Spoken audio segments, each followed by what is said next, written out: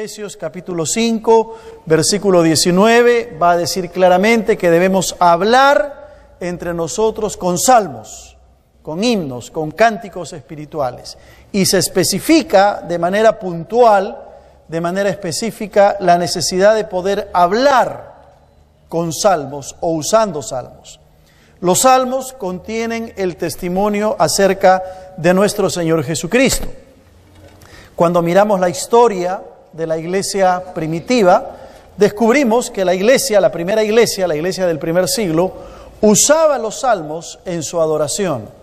Usaba los salmos como parte de su liturgia. Hoy también nosotros, ¿verdad?, usamos los salmos en nuestra adoración. Hemos cantado hace un momento, el Señor es mi pastor, nada me faltará. Eso está basado en el Salmo 23. Nosotros también cantamos muchos de los salmos que tenemos en la palabra del Señor. ¿Qué significa la palabra salmos? ¿Qué significa la palabra salmos? Vamos a tratar de entender y poder comprender el significado. Hay dos palabras, una en el idioma hebreo, que es la palabra tehilim, que significa literalmente cánticos de alabanza. La palabra salmos en el idioma hebreo significa cánticos de alabanza. Y cuando vamos entonces al Nuevo Testamento, encontramos una palabra distinta, que es la palabra salmoi. La palabra salmoi significa literalmente cánticos con acompañamiento de instrumentos de cuerda, ¿no? Estas son cosas que ya las hemos dicho hace un par de años, las estoy trayendo a colación nuevamente porque seguramente muchos de ustedes no estuvieron y algunos de los que estuvieron quizás se olvidaron, ¿no? Porque así es la memoria.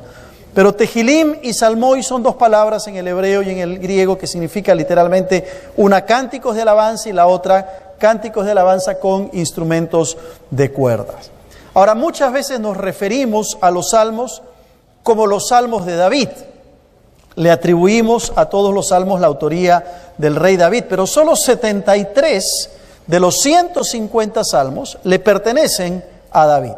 Hubieron otros autores como Asaf, como Moisés, como Salomón, como Etán, como Hernán, etcétera, diferentes autores que de alguna manera también escribieron salmos. De hecho, unos 50 salmos son anónimos, no tenemos referencia al autor. Parecería que los salmos en su momento fueron escritos para los creyentes que, por algunas expresiones que allí encontramos, pasaban por diversas circunstancias en la vida. Muchos salmos van a expresar la fe y van a expresar las emociones personales del autor en un periodo de prueba. Por eso que cuando nosotros siempre estamos, ¿verdad?, en un momento de conflicto, en un momento de prueba, en un momento de duda, recurrimos a los salmos. Nos identificamos con los autores de los salmos, porque los salmos expresan la fe y expresan las emociones de los autores cuando ellos pasaban por un momento de prueba. A veces estos salmos se dirigían al músico principal. Si ustedes miran, por ejemplo, debajo de algunos de los salmos, aparece, ¿verdad?, al músico principal y luego inmediatamente dice Salmo de David o Salmo de Moisés. Era para que estos autores o estos músicos le pusieran justamente música a estos salmos y fueran usados en la adoración. Ese es el caso del Salmo 12, que es el salmo que vamos a ver en esta mañana. Si ustedes miran el Salmo 12, les voy a pedir que tengan su Biblia abierta allí, inmediatamente después del título, que no es un título inspirado, sino que es un título puesto por aquellos que recopilaron el Antiguo Testamento y lo clasificaron en capítulos y versículos.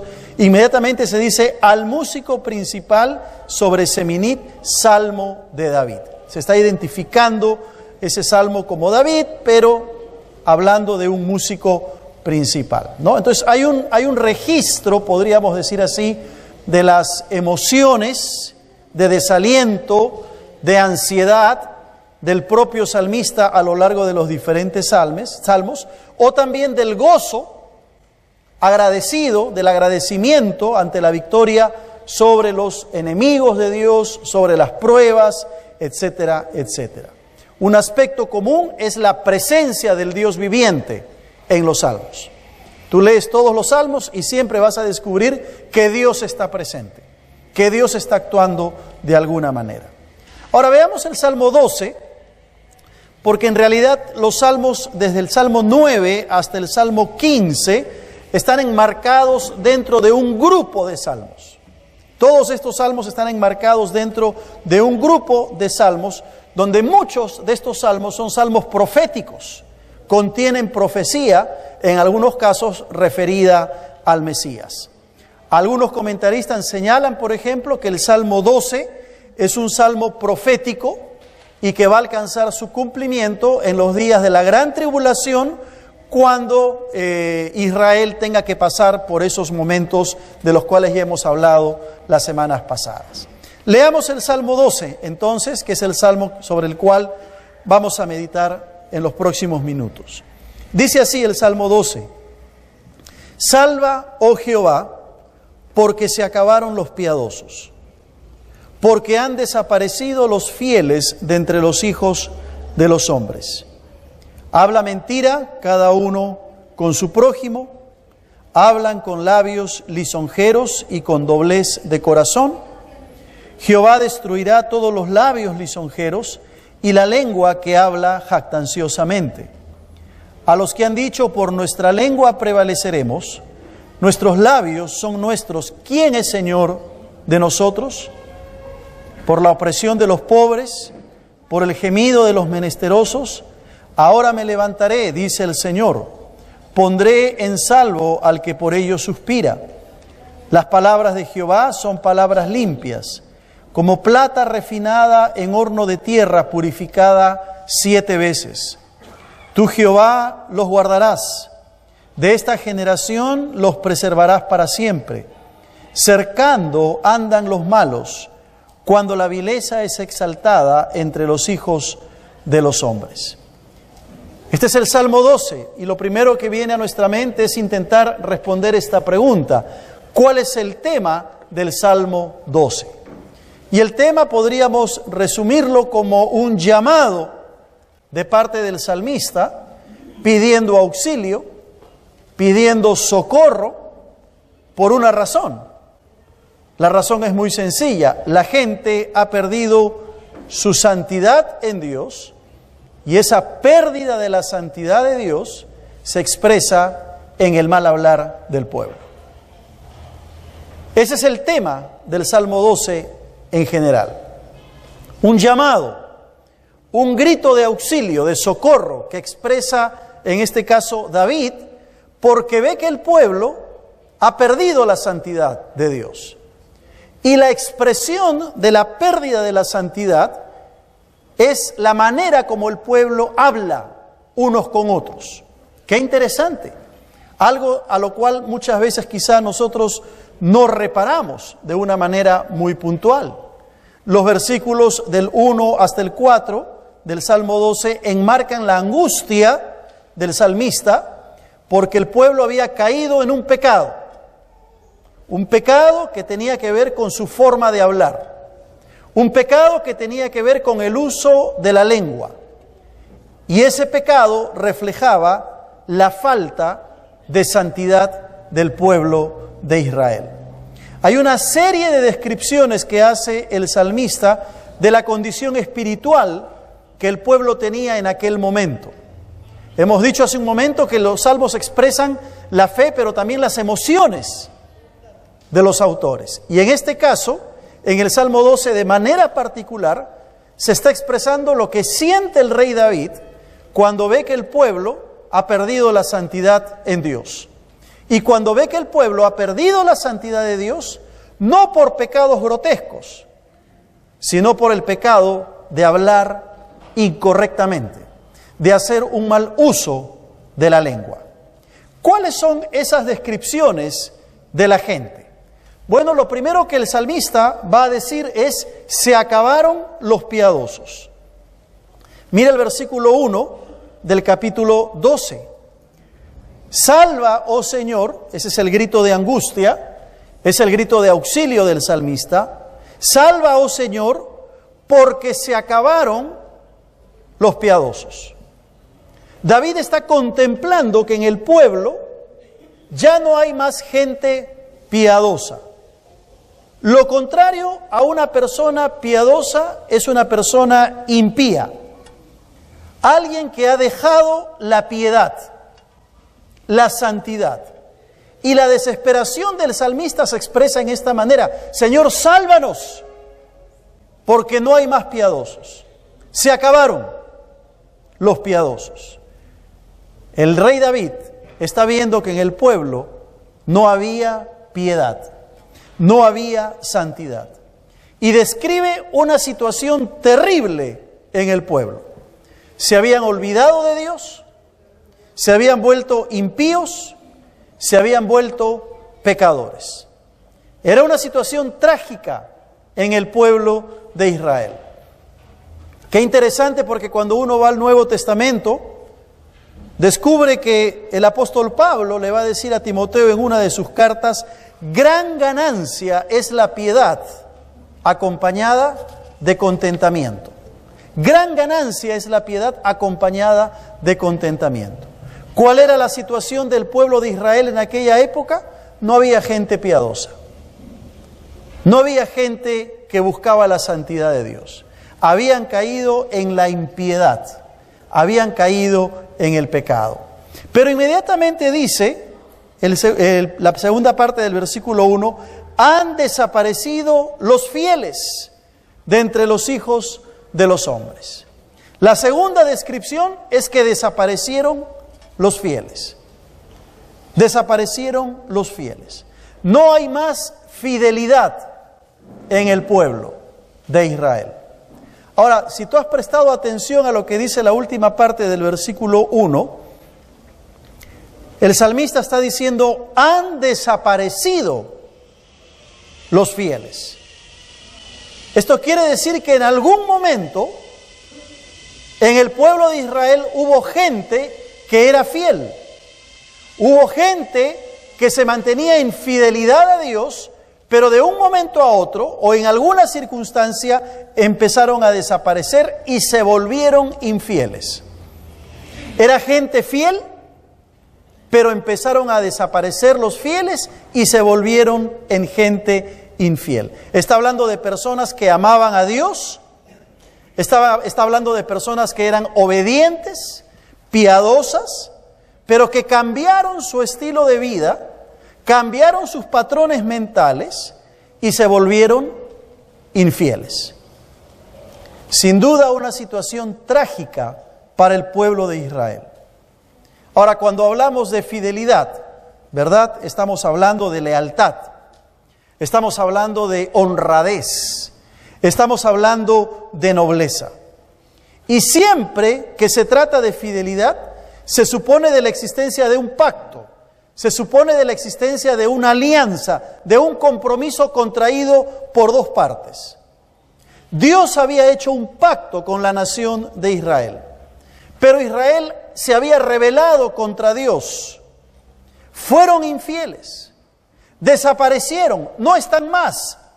Y el clamor del salmista, el grito de auxilio del salmista es: Señor, salva, porque no hay más gente piadosa y los fieles que habían han desaparecido.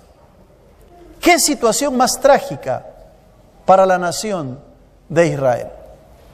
Esto debe llevarnos a una reflexión a nosotros y a una pregunta: si es que somos hijos de Dios, piadosos y fieles. Tenemos que preguntarnos si no será que el corazón del Señor también clama diciendo: ¿dónde están los piadosos? ¿Dónde están los fieles de la iglesia de San Felipe?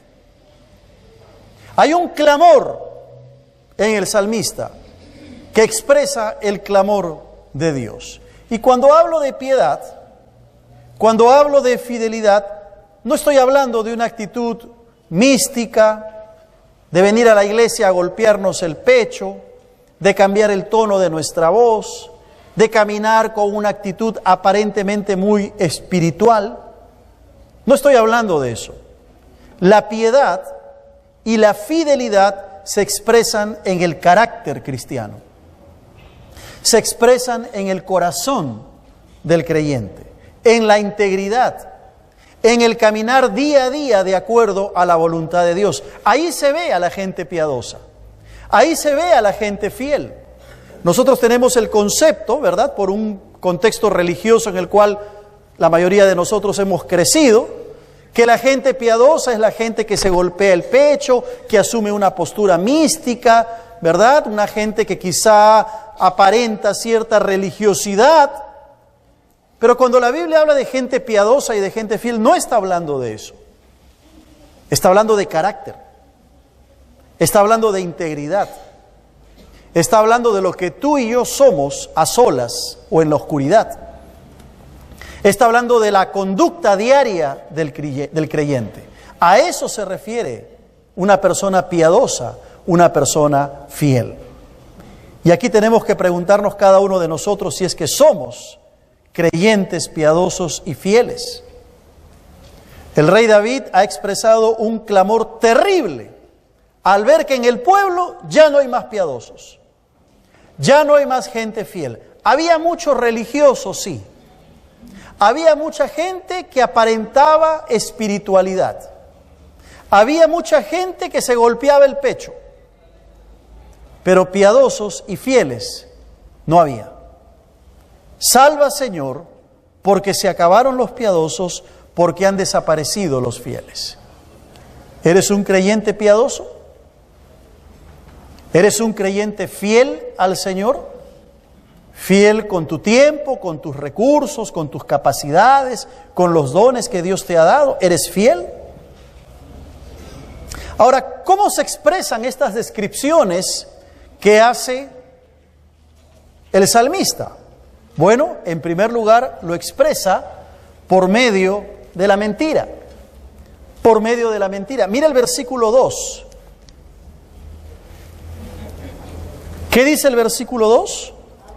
Habla mentira cada uno con su prójimo. Está en la primera parte del versículo 2. Habla mentira cada uno con su prójimo. Es decir, para David, la impiedad y la infidelidad no tenían que ver con pecados grotescos. La impiedad y la infidelidad del pueblo no tenía que ver con la fornicación, no tenía que ver con el adulterio. No está hablando de pecados escandalosos, como quizá nosotros tendemos a clasificar los pecados. Está señalando un pecado habitual y común en el ser humano, la mentira. Está señalando que es una mentira que la gente habla con su prójimo. Cada uno habla mentira con su prójimo, va a decir. Y esto nos da la idea de que la mentira ya se había institucionalizado en Israel. Era algo común. Aquellos que en un momento fueron fieles y piadosos, ahora hacían de la mentira su estilo de vida. Era una situación generalizada en el pueblo. Ahora tú me dirás, pero pastor, ¿qué hay de malo en mentir? Hoy se habla de mentiras blancas, ¿verdad? Una mentirilla por ahí no hace mucho daño. Nadie se va a dar cuenta. La mentira es mentira, donde quiera que uno vaya. Y la mentira siempre, a las finales, va a aparecer. 4 estudiantes de la universidad decidieron irse en un país determinado un fin de semana a parrandear, a disfrutar del fin de semana. Y cruzaron la frontera y se fueron a un país cercano antes de los exámenes finales que tenían en la universidad. La pasaron súper bien, se divirtieron. Después de tanta fiesta y de tanta parranda, se quedaron dormidos hasta el día domingo y no regresaron a su país sino hasta después que el examen ya había sido tomado. Y en lugar de entrar a dar el examen, decidieron que van a hablar con el profesor y explicarles y decirles una mentirilla. Y le dijeron al profesor, nosotros veníamos a dar el examen, pero en el camino se nos bajó una llanta.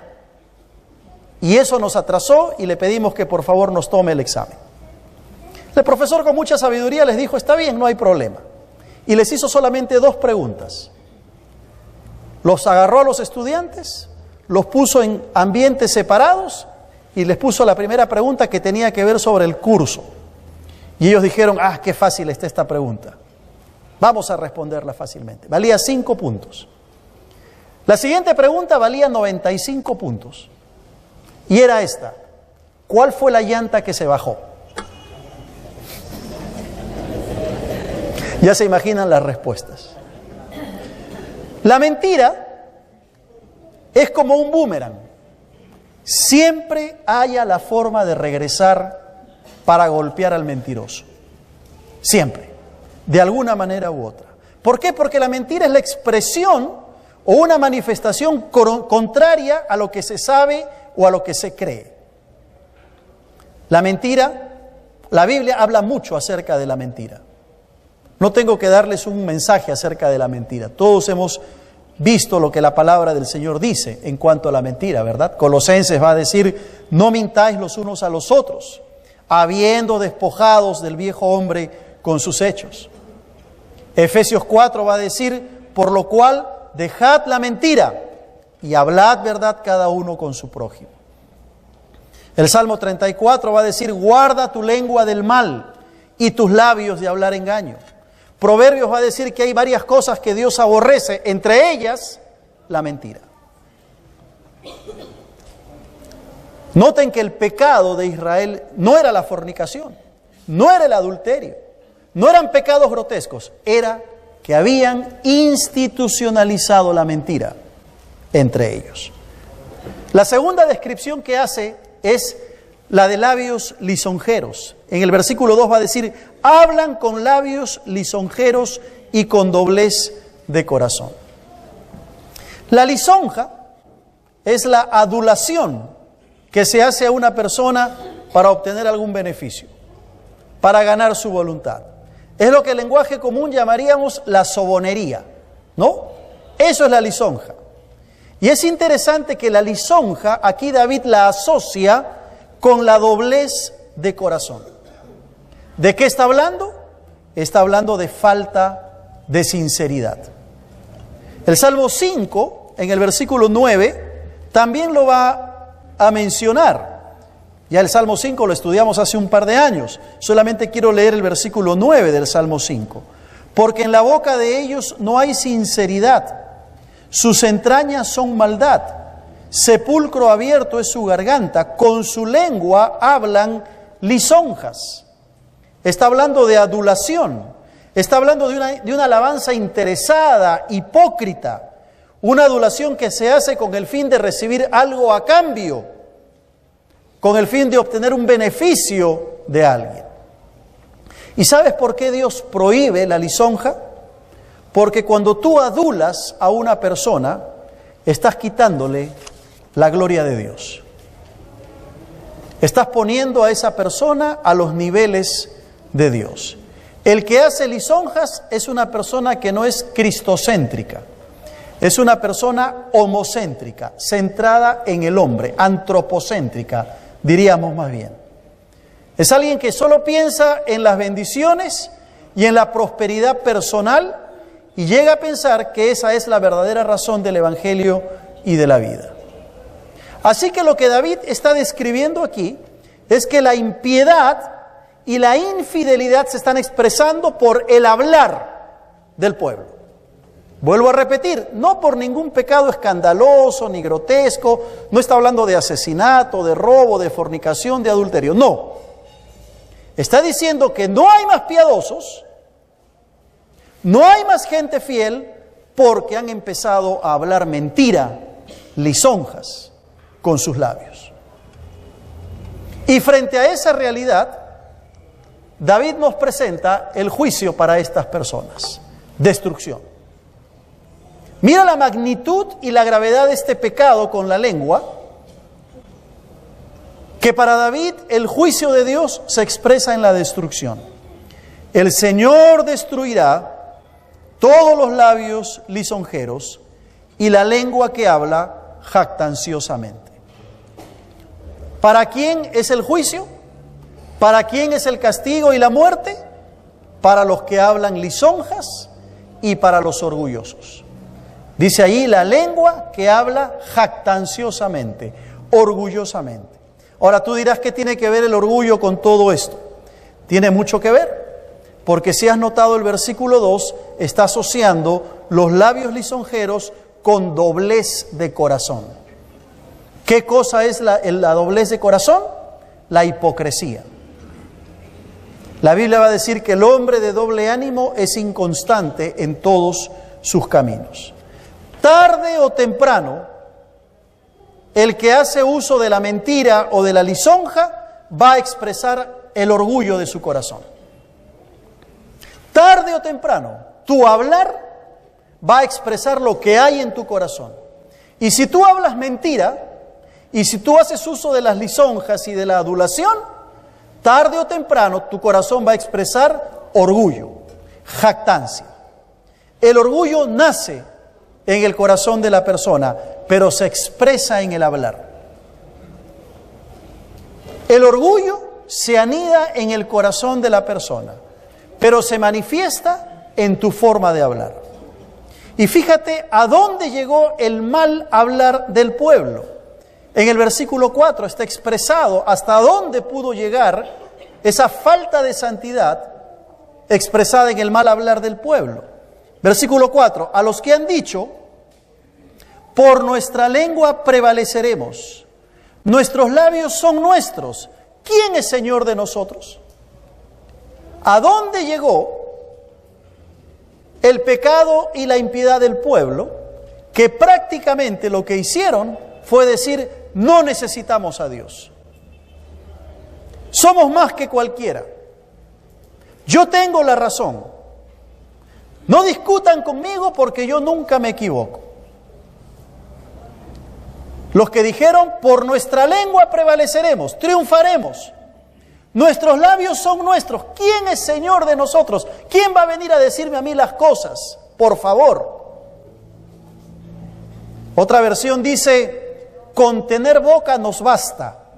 Nuestra lengua nos defiende. ¿Quién se atreve a darnos órdenes? ¿Se entiende el sentido del texto? Lo que esta gente impía, infiel, había hecho es decir, no necesitamos a Dios. Se habían llenado de jactancia, de orgullo.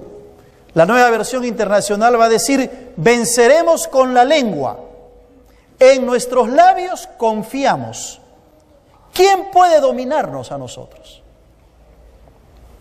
Y la versión en lenguaje actual va a decir, con esa gente que dice, lo que nos sobra es lengua. Sabemos hablar muy bien, nadie podrá dominarnos. ¿Te das cuenta? ¿Te das cuenta la magnitud del pecado de Israel? ¿A dónde llegó? ¿De qué está hablando el salmista? De ese orgullo anidado en el corazón que se expresa en la forma de hablar. Y la pregunta que brota para cada uno de nosotros es, ¿cómo es nuestro hablar con los demás? ¿Cómo es tu hablar con los demás? ¿Qué hay en tu corazón que se está expresando en tu forma de hablar? Cuando vamos al Nuevo Testamento encontramos que Mateo va a decir, generación de víboras, ¿cómo podéis hablar lo bueno siendo malos? Porque de la abundancia del corazón habla la boca. Lo que tú expresas con tus labios es porque ha sido gestado anteriormente en tu corazón. Lucas, en el capítulo 6, en el versículo 45, va a decir, el hombre bueno del buen tesoro de su corazón saca lo que es bueno. Y el hombre malo del mal tesoro saca lo que es malo, porque de la abundancia del corazón habla su boca. Nuevamente lo reitera. ¿Cómo es tu hablar? No vaya a ser que tu falta de piedad y tu infidelidad no sea por un pecado escandaloso, sea porque estás haciendo mal uso de tu hablar. El juicio de Dios es para aquellos que no cuidan su corazón y hablan mentira, lisonja y manifiestan orgullo. Como dicen abajo, el orgullo es como el mal aliento.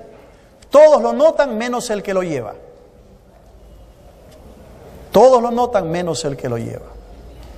Eclesiastés va a decir, no te des prisa con tu boca, ni tu corazón se apresure a proferir palabra delante de Dios, porque Dios está en el cielo y tú sobre la tierra. Evalúate delante del Señor.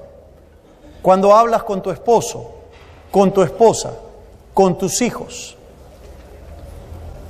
cuando hablas en tu trabajo, cuando estás con tus amigos no creyentes, ¿cómo es tu hablar? ¿Qué palabras usas? ¿Qué cosa estás diciendo con tus labios que está hablando de tu corazón? El Salmo continúa y en el versículo 5 dice, por la opresión de los pobres, por el gemido de los menesterosos, ahora me levantaré, dice Jehová, pondré en salvo al que por ello suspira. Parecería como que el versículo 5 no encaja en el Salmo 12. Como que es un paréntesis porque está hablando de otro tema. Sin embargo, el salmista quiere señalar que un corazón orgulloso y una lengua mentirosa siempre va a atacar al más necesitado. Siempre va a atacar al más pobre, al indefenso, al vulnerable. Por eso está diciendo, por la opresión de los pobres, por el gemido de los menesterosos. Los profetas dicen que en la antigüedad los ricos usaban balanzas adulteradas. Entonces, en vez de darle la verdadera medida al que compraba, al pobre, le daban menos. Era una forma de expresar la mentira, el engaño, la lisonja. Por eso el salmista se refiere aquí a los pobres, a los indefensos. Sin embargo, Dios promete también salvación y protección al necesitado. No por el hecho de ser pobre, no por el hecho de ser necesitado, sino por buscar a Dios. Y el Salmo va a terminar entonces con los versículos del 6 al 8, presentando un contraste maravilloso. Las palabras del Señor son palabras limpias.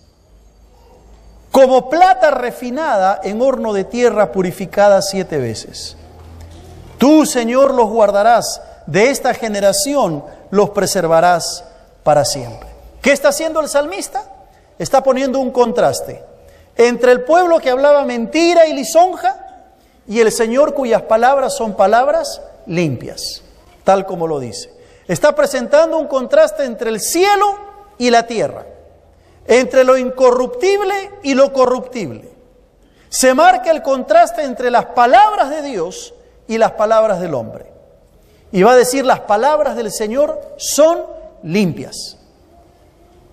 Esto no solo quiere decir que las palabras de Dios son santas, sino que sus palabras nos pueden hacer santos. Porque al ser las palabras de Dios santas y limpias, pueden producir en el corazón del hombre santidad y limpieza. Limpios del pecado, limpios de la impiedad, limpios de la infidelidad. Y el salmista toma como ilustración el proceso de la purificación de la plata, un metal que era conocido en aquella época. El proceso de purificación de la plata consistía en que se calentaba a altas temperaturas con el fin de que las impurezas pudieran salir de ese metal precioso. Y el proceso, repetido 7 veces, como dice la Escritura, traía como resultado una plata íntegra, limpia, sin residuos de suciedad. El Señor quiere que seamos creyentes con el sello de la pureza moral, espiritual, emocional, mental, que se expresa en la forma como tú y yo hablamos. Si cada día nos exponemos a la perfección de la palabra de Dios, entonces nuestra vida será una vida limpia, santa por esa palabra. Y finalmente en el Salmo aparece la promesa de cuidado y de protección para aquellos que caminan tomados de la mano del Señor. El Señor dice, tú los guardarás. ¿A quién va a guardar? A aquellos que cuidan su forma de hablar. Te pregunto, ¿estamos dejando que las palabras de Dios gobiernen nuestro ser? ¿Gobiernen nuestro hablar? ¿Gobiernen nuestro corazón? Cuidado con la mentira. Cuidado con la mentira. Cuidado con el chisme. Ay, no, pastor, es que yo quiero enterarme para orar específicamente. Y a veces lo único que hay detrás de ese deseo es chisme, enterarse de la vida de los demás. Cuidado con el sarcasmo hiriente, que a veces los esposos usan contra las esposas, o viceversa. Cuidado con el orgullo. Cuidado con la irreverencia. Cuando tus amigos hacen chistes o bromas burlándose de Dios, ¿cuál es tu actitud? Cuidado con el doble sentido, al hablarlo o al escucharlo. Cuidado con las malas palabras. Cuidado con la salamería exagerada. Cuidado con la hipocresía al hablar. Son pecados delante de Dios. Tan pecados como el adulterio, la fornicación, la mentira, el robo, el asesinato. Todo esto que se expresa con el hablar proviene de un corazón no rendido a Cristo.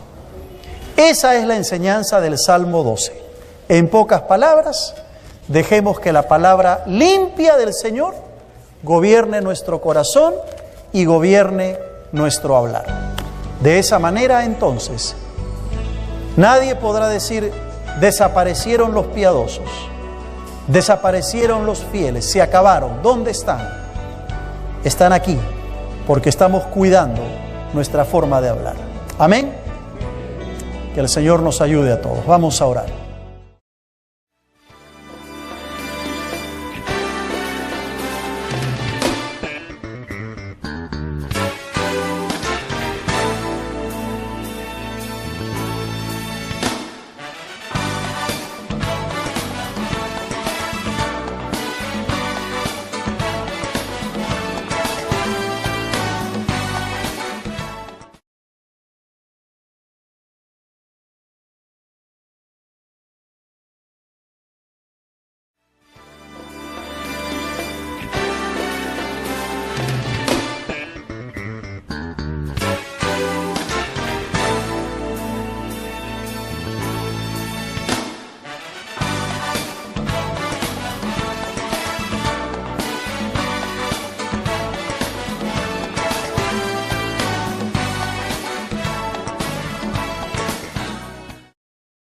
Efesios capítulo 5, versículo 19, va a decir claramente que debemos hablar entre nosotros con salmos, con himnos, con cánticos espirituales. Y se especifica de manera puntual, de manera específica, la necesidad de poder hablar con salmos o usando salmos. Los salmos contienen el testimonio acerca de nuestro Señor Jesucristo. Cuando miramos la historia de la iglesia primitiva, descubrimos que la iglesia, la primera iglesia, la iglesia del primer siglo, usaba los salmos en su adoración. Usaba los salmos como parte de su liturgia. Hoy también nosotros, ¿verdad?, usamos los salmos en nuestra adoración. Hemos cantado hace un momento agradecido, del agradecimiento ante la victoria sobre los enemigos de Dios, sobre las pruebas, etcétera, etcétera. Un aspecto común es la presencia del Dios viviente en los salmos. Tú lees todos los salmos y siempre vas a descubrir que Dios está presente, que Dios está actuando de alguna manera. Ahora veamos el Salmo 12, porque en realidad los salmos, desde el Salmo 9 hasta el Salmo 15, están enmarcados dentro de un grupo de salmos. Todos estos salmos están enmarcados dentro de un grupo de salmos, donde muchos de estos salmos son salmos proféticos, contienen profecía, en algunos casos referida al Mesías. Algunos comentaristas señalan, por ejemplo, que el Salmo 12 es un salmo profético y que va a alcanzar su cumplimiento en los días de la gran tribulación, cuando Israel tenga que pasar por esos momentos de los cuales ya hemos hablado las semanas pasadas. Leamos el Salmo 12, entonces, que es el salmo sobre el cual vamos a meditar en los próximos minutos. Dice así el Salmo 12: Salva, oh Jehová, el Señor es mi pastor, nada me faltará. Eso está basado en el Salmo 23. Nosotros también cantamos muchos de los salmos que tenemos en la palabra del Señor. ¿Qué significa la palabra salmos? ¿Qué significa la palabra salmos? Vamos a tratar de entender y poder comprender el significado. Hay dos palabras, una en el idioma hebreo, que es la palabra tehilim, que significa literalmente cánticos de alabanza. La palabra salmos en el idioma hebreo significa cánticos de alabanza. Y cuando vamos entonces al Nuevo Testamento, encontramos una palabra distinta, que es la palabra salmoi. La palabra salmoi significa literalmente cánticos con acompañamiento de instrumentos de cuerda, ¿no? Estas son cosas que ya las hemos dicho hace un par de años, las estoy trayendo a colación nuevamente porque seguramente muchos de ustedes no estuvieron y algunos de los que estuvieron quizás se olvidaron, ¿no? Porque así es la memoria. Pero tehilim y salmoi son dos palabras en el hebreo y en el griego que significa literalmente una cánticos de alabanza y la otra cánticos de alabanza con instrumentos de cuerdas. Ahora, muchas veces nos referimos a los salmos como los salmos de David. Le atribuimos a todos los salmos la autoría del rey David, pero solo 73 de los 150 salmos le pertenecen a David.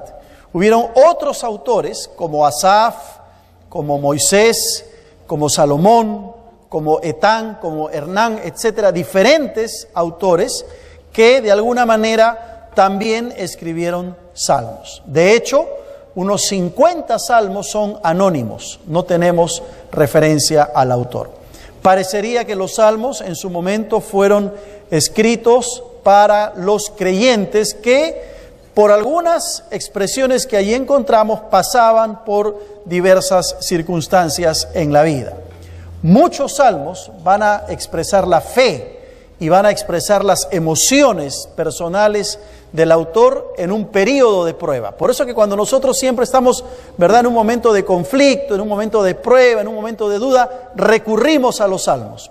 Nos identificamos con los autores de los salmos, porque los salmos expresan la fe y expresan las emociones de los autores cuando ellos pasaban por un momento de prueba.